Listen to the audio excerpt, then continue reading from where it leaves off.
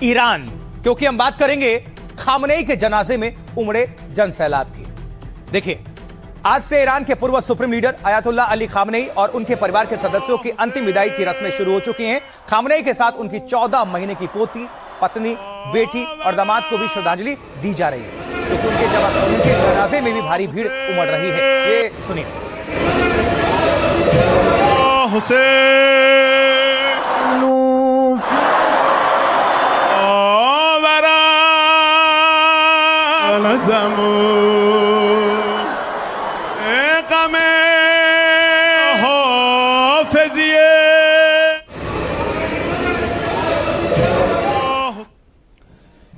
Tehran के मुसल्ला परिसर में अली खामनेई और उनके परिवार के कई सदस्यों के ताबूत रखे गए हैं। ईरानी राष्ट्रपति मसूद पेज़ेश्कियान समेत देश का शीर्ष नेतृत्व तेहरान के ग्रैंड मुसल्ला में खामनेई को श्रद्धांजलि देने पहुंचा है। इस दौरान पेज़ेश्कियान भावुक होकर रो पड़े। उनके साथ मौजूद ईरानी संसद के स्पीकर मोहम्मद बागिर गालिबाफ और कई अन्य सैन्य अधिकारी आंसू नहीं रोक सके।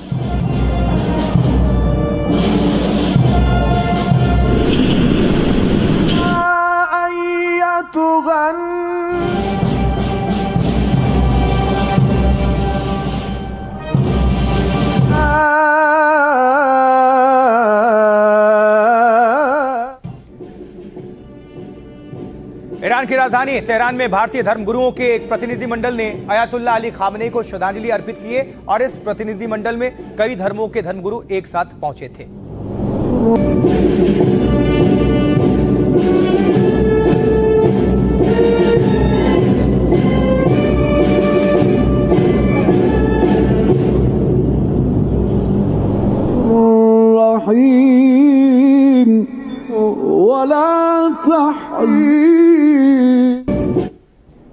भारत ने अपने नेताओं का भी प्रतिनिधिमंडल तेहरान भेजा है, जो भारत और प्रधानमंत्री की तरफ से शोक में शामिल है।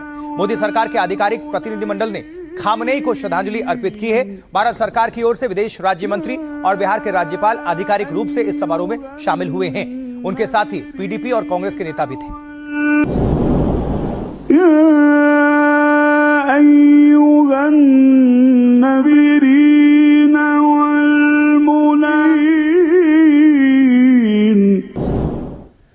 पाकिस्तान के नेता भी ईरान पहुंचे हुए हैं। पाकिस्तान के प्रधानमंत्री शहबाज शरीफ और फील्ड मार्शल आसिम मुनीर और विदेश मंत्री ने अली खामनेई को श्रद्धांजलि दी है।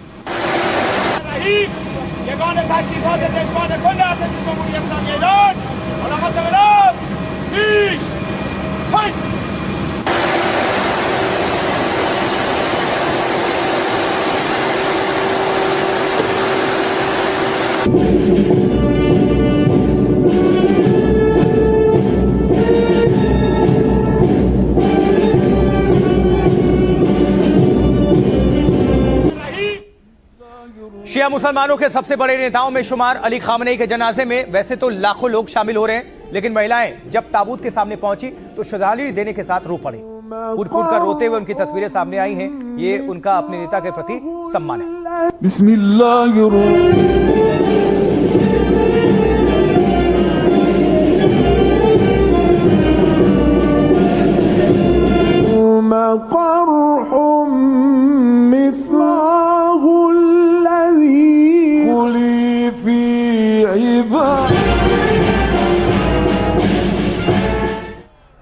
तो ईरान की करोड़ों जनता अभी शोक में है, लेकिन वहां रात के वक्त भी अमेरिका के खिलाफ लोगों में आक्रोश है, गुस्सा है, क्योंकि डोनाल्ड ट्रंप और बेंजामिन नेतन्याहू के ऑर्डर से हुए हमलों में ही खामनेई की जान गई थी। ऐसे में ईरानी लोग सड़कों पर अमेरिका मुर्दाबाद के नारे लगा रहे हैं।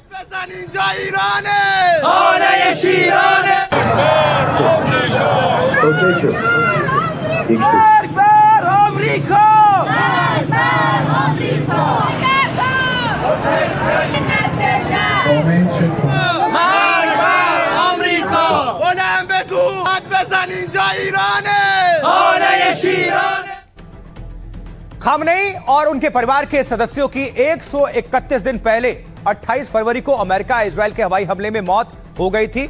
अब विस्तार से पूरी डिटेल्स आपके सामने रखने हैं, फ्लैशबैक में भी थोड़ा चाहिए। देखिए, ईरान के सुप्रीम लीडर रहे अली खामनेई का शव मौत के 4 महीने बाद लोगों के बीच अब लाया गया है। खामनेई की अंतिम यात्रा 2 देशों के 5 शहरों से होकर गुजरेगी। इनमें ईरान के 4 शहर और इराक का करबला भी शामिल है। जो 3 से लेकर 9 जुलाई तक यानी 7 दिनों तक चलेगी, जो 3000 किलोमीटर की दूरी तय करके मशहद में जाकर खत्म होगी। ईरान के इस पवित्र शहर में ही खामनेई को दफन किया जाएगा। दावा है कि अंतिम यात्रा में 100 देशों के प्रतिनिधि शामिल होंगे। प्रधानमंत्री मोदी को भी ईरानी राष्ट्रपति ने निमंत्रण भेजा था। खामनेई को श्रद्धांजलि देने भारत से 2 प्रतिनिधिमंडल गए हुए हैं। राजनीतिक प्रतिनिधिमंडल में विदेश राज्य मंत्री पवित्र मार्गरेटा और बिहार के राज्यपाल सैयद अता हसनैन शामिल हैं। वहीं पीडीपी चीफ महबूबा मुफ्ती और कांग्रेस नेता सलमान खुर्शीद भी हैं, जबकि एक दूसरे ग्रुप में कई धर्मों के धर्मगुरु भी शामिल हैं। अंतिम यात्रा में 2 करोड़ से ज्यादा लोगों के शामिल होने का दावा है। हालांकि खबर है कि खामनेई के बेटे मुस्तबा इसमें शामिल नहीं होंगे। जान को खतरा होने की आशंका में वो जनाजे में नहीं पहुंचेंगे। रिपोर्ट्स के मुताबिक इजराइल ईरानी नेताओं को टारगेट कर सकता है। इजरायली मंत्री ने धमकी दी है कि मुस्तबा मौत के निशाने पर है। इससे पहले विदेश मंत्री और स्पीकर भी इजराइल के टारगेट पर थे। अप्रैल में अमेरिका ने ईरान को इजराइल से सतर्क रहने को कहा था।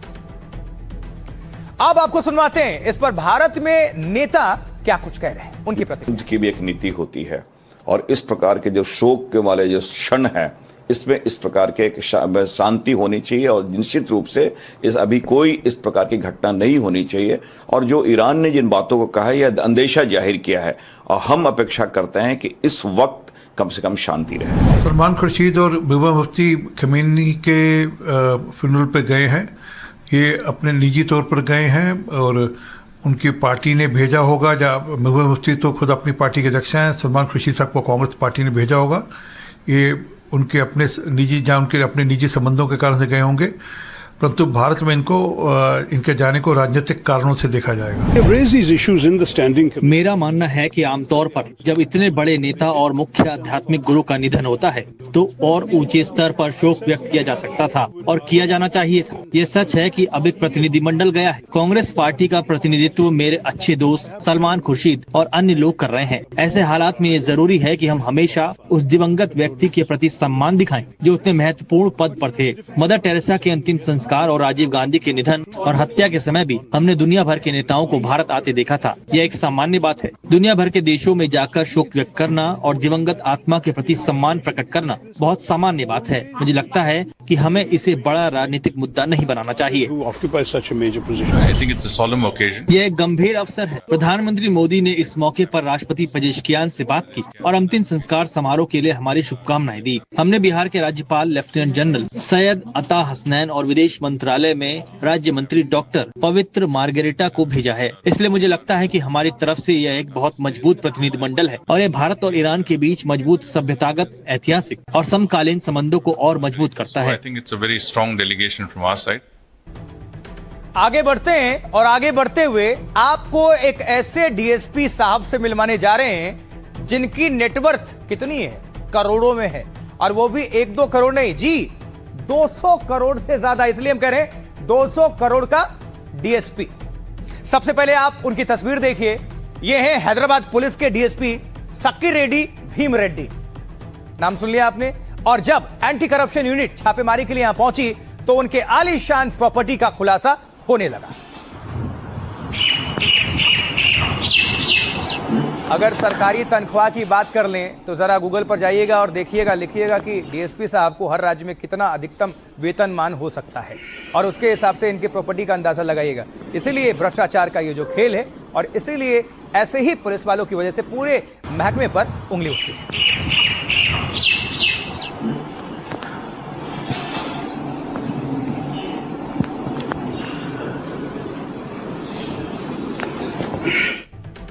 तो चलिए अब जान लीजिए कि पूरा मामला क्या है और कैसे इसका खुलासा हुआ।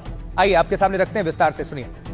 ये डीएसपी, एक डीएसपी, इनकी वैल्यू 200 करोड़ की संपत्ति, इसका खुलासा हुआ है।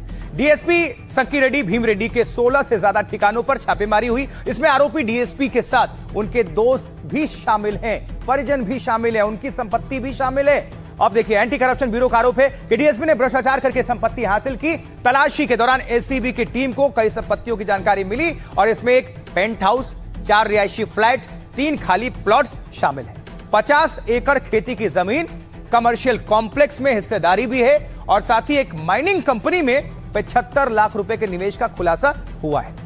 छापेमारी के दौरान डीएसपी के घर से 3.5 लाख रुपए नगद बरामद हुए। 2 किलो सोने के गहने और 20 किलो चांदी की चीजें जब्त की गई हैं। इसके अलावा लगभग 20 लाख के बैंक डिपॉजिट का भी खुलासा हुआ है। एक और घर से एसीबी की टीम ने 40 लाख रुपए बरामद किए हैं। रेड पड़ी तो रेड के दौरान जांच टीम को घर में 23 विदेशी शराब की बोतल्स भी मिली है, महंगी वाली। डीएसपी की संपत्ति की कीमत 200 करोड़ रुपए से ज्यादा होने का दावा किया जा रहा है। फिलहाल डीएसपी भीम रेड्डी के खिलाफ केस दर्ज कर लिया गया है और जल्द ही उसके साथ जुड़े लोगों पर भी जल्द शिकंजा कस सकता है। यही फर्क होता है, जो वर्दी में इज्जत कमाए होते हैं उनके लिए शब्द निकलते हैं आप, और ऐसों के लिए निकलते हैं तुम। आगे बढ़ते हैं, अब बात करेंगे अगली बड़ी खबर की। लॉरेंस का भाई करना चाहता है सरेंडर।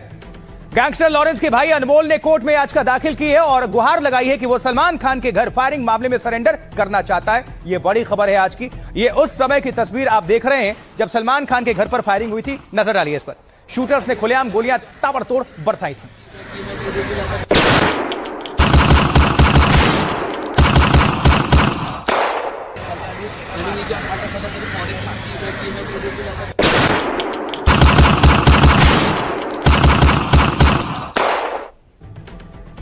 और अब विस्तार से आपको बताते हैं ये पूरा मामला क्या है। ये पूरी खबर अपडेट इस वक्त जो भी है आपके सामने रख देते हैं। जल्दी से नजर डाल देते हैं, इस कैमरे पे आते हैं। देखिए, सलमान खान के घर फायरिंग मामले में लॉरेंस का भाई सरेंडर करना चाहता है। इसे लेकर उसने मुंबई की विशेष मकोका कोर्ट में अर्जी दाखिल की है। याचिका में उसने कहा है कि वो स्वेच्छा से आत्मसमर्पण यानी सरेंडर करना चाहता है। वो निष्पक्ष ट्रायल और कानूनी प्रक्रिया में शामिल होना चाहता है। अनमोल बिश्नोई को पिछले साल नवंबर में अमेरिका से डिपोर्ट करके लाया गया था और जिसके बाद राष्ट्रीय जांच एजेंसी यानी कि एनआईए ने उसे गिरफ्तार किया था और इसके बाद से वो फिलहाल दिल्ली की तिहाड़ जेल में कैद है, बंद है। याचिका में जेल अधीक्षक को प्रोडक्शन वारंट जारी करने की मांग की गई है, जिससे उसे शारीरिक या फिर वीडियो कॉन्फ्रेंसिंग के जरिए कोर्ट में पेश किया जा सके। उसने दलील दी है उसकी अनुपस्थिति में 3 गवाहों के बयान दर्ज हुए हैं। ऐसे में उसके आत्मसमर्पण करने से केस के ट्रायल में तेजी आएगी। अनमोल की अर्जी पर कोर्ट ने अभियोजन पक्ष से औपचारिक जवाब भी मांगा है। देखिए, 2024 में 14 अप्रैल की सुबह अभिनेता सलमान खान के घर पर फायरिंग हुई थी। बाइक सवार 2 शूटर्स विकी गुप्ता और सागर पाल ने अंधाधुंध गोलियां चला दी थी। जांच में सामने आया था कि खौफ बढ़ाने के लिए लॉरेंस ने फायरिंग करवाई।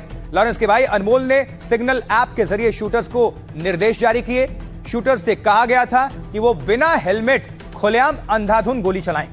खुद सलमान खान ने भी कहा कि लॉरेंस गैंग उन्हें और उनके परिवार को मारना चाहता है।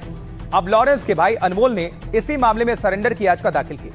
14 अप्रैल 2024 की सुबह बांद्रा स्थित सलमान खान के घर पर बाइक सवार 2 शूटर्स विकी गुप्ता और सागर पाल ने अंधाधुंध गोलियां चलाई थी, जैसा कि आपको हमने बता दिया सब कुछ। और अब खबर जो है अडानी केस से जुड़ी हुई है, क्योंकि अडानी पर केस खत्म करने की मांग हुई है। अडानी ग्रुप पर अमेरिका के जस्टिस विभाग ने केस हटाने की मांग की है।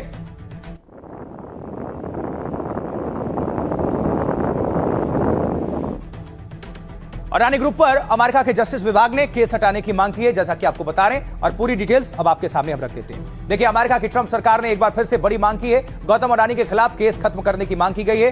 अमेरिकी न्याय विभाग ने अदालत से यह कहा है कि गौतम अडानी पर केस दर्ज होना ही नहीं चाहिए था।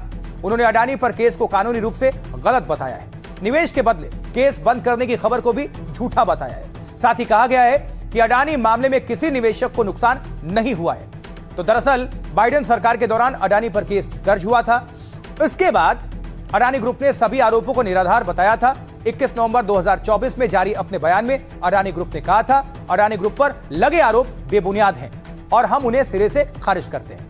खुद अमेरिकी न्याय विभाग ने कहा है यह सिर्फ आरोप है और दोष साबित ना हो जाए तब तक आरोपियों को निर्दोष माना जाता है। अडानी ग्रुप ने हमेशा अपने कामकाज के सभी क्षेत्रों में गवर्नेंस, पारदर्शिता और नियमों के पालन के सबसे ऊंचे स्टैंडर्ड को बनाए रखा है।